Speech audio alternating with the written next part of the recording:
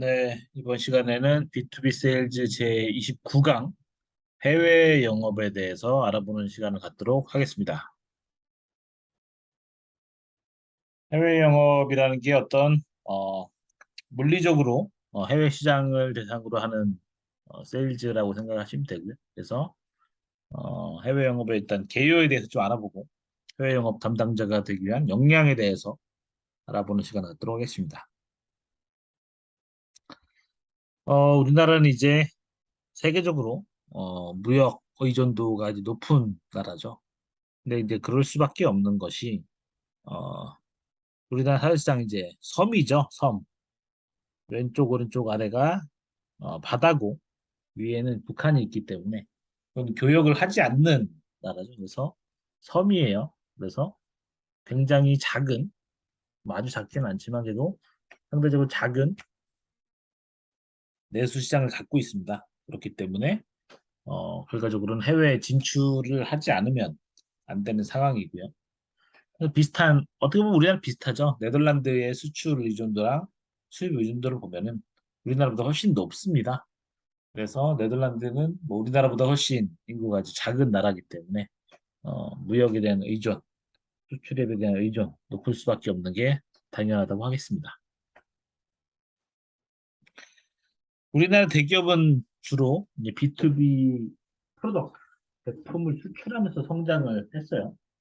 삼성은 뭐 여러분 다 아시겠지만 반도체, 뭐 어떤 전자장비, 부품, 플랜트 이런 거를 지금 수출을 하고 있고요. SK, 현대, LG, 롯데, 하나, GS 다 뭐 좀 대동소이하지만 뭐 롯데 같은 경우에는 뭐 국내 B2C 비즈니스가 훨씬 더 크긴 하지만 최근엔 어떤 화학 부분을 굉장히 크게 이제 키우고 있죠. 그리고 뭐 한화 같은 경우 뭐 현대나 LG 같은 경우에도 자동차는 이제 B2C 상품이긴 하지만 수출 측면에서 이제 부품, 철도 차량, 방산 무기 같은 거의 비중을 늘리고 있고 LG 같은 경우에도 우리는 그냥 일반 뭐 가전만 생각을 하겠지만은 화학, 전자 부품, 어떤 전장 요새 이런 부분에 있어서 많은 어쨌든 성과를 거두고 있고 그거는 이제 B2B 영역이라고 이야기를 할 수가 있겠습니다. 해외 영업은 주로 어떤 제품을 생산하는 기업에서 진행이 되는 경우가 좀 많이 있죠.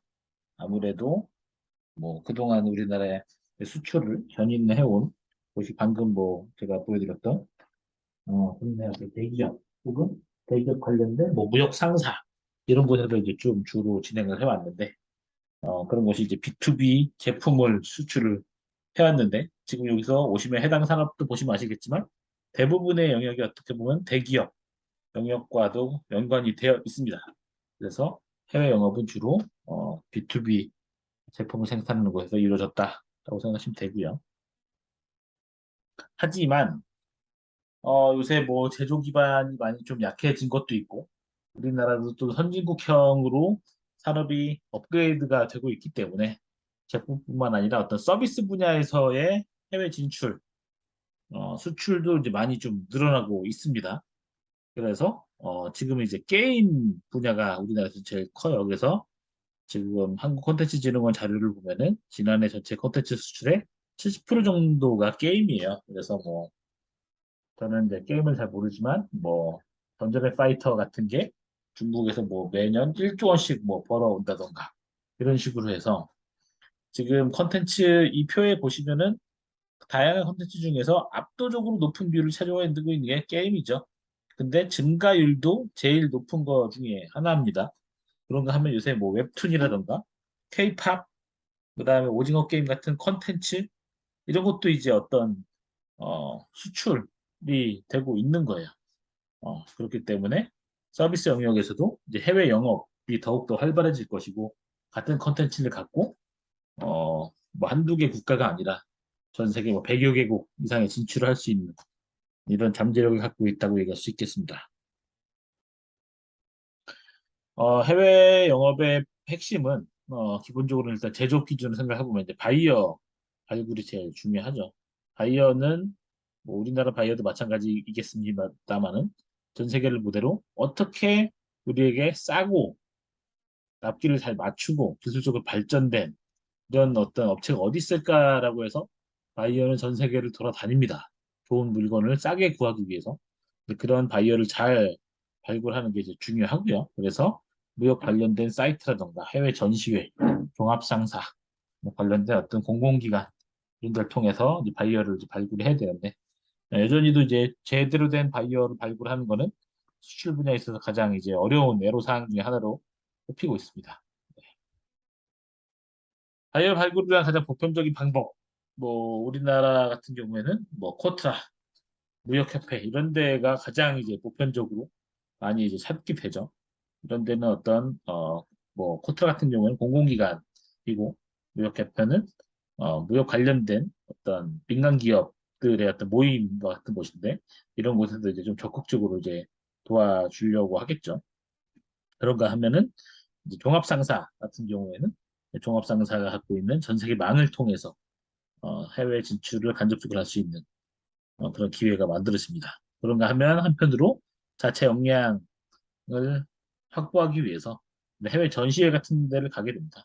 그러면은 해외에 있는 바이어들을 이런 기회를 통해서 만날 수가 있게 되는 거고요. 해외 바이어가 아니더라도 해외에서 유통하는 기업들도 이런 어떤 기회를 통해서 만날 수가 있게 됩니다. 결국에 뭐 처음에 얘기했지만 해외 영업이라는 거는 결국에 지리적인 그 영역이 확대되었다는 거 외에 본질적으로는 똑같습니다. 국내에서의 세일즈와 해외 세일즈가 많이 다르지는 않죠.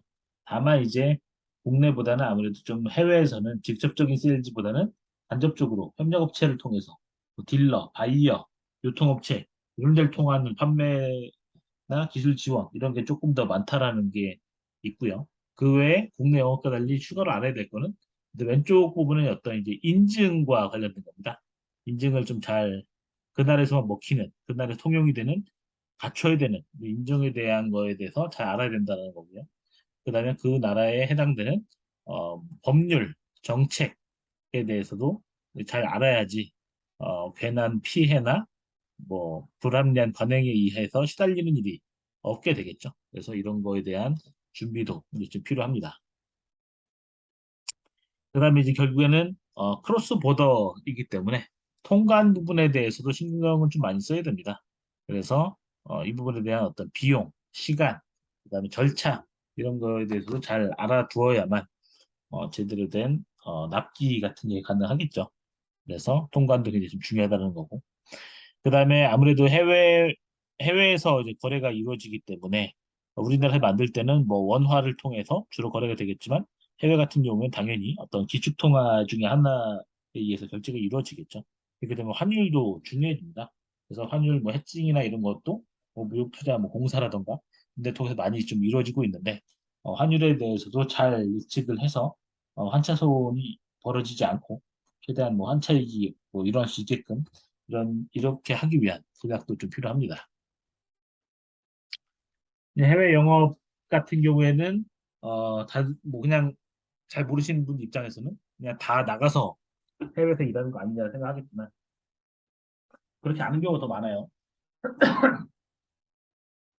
해외 영업을 하더라도 국내에서 근무를 하면서 일을 하는 내근직처럼 일을 하는 경우가 많이 있고요. 그런가 하면 해외에서 거주를 하면서 담당 구역에 관할하는 경우가 있습니다. 후자를 이제 해외 주재원이라고 우리가 얘기를 하죠. 근데 놀랍게도 대부분의 이제 해외 영업 담당자는 국내 본사에서 내근처럼 일을 하고요. 해외 영업의 꽃이라고 하는 해외 주재원이 있는 곳은 소수 대기업 및 종합상사뿐입니다. 이유는 간단해요. 해외 인력을 상주시키려면은 더 많은 이제 공급도 줘야 되고 세제비도 주고 해야 되는데 그만큼의 거래액이나 매출액이 나오는 곳은 몇 곳이 없습니다. 네, 그렇기 때문에 차라리 제품만 보내서 현지에 있는 현지인으로 이루어진 협력업체 통해서 납품하고 기술 지원하고 AS하고 이런 게 낫지.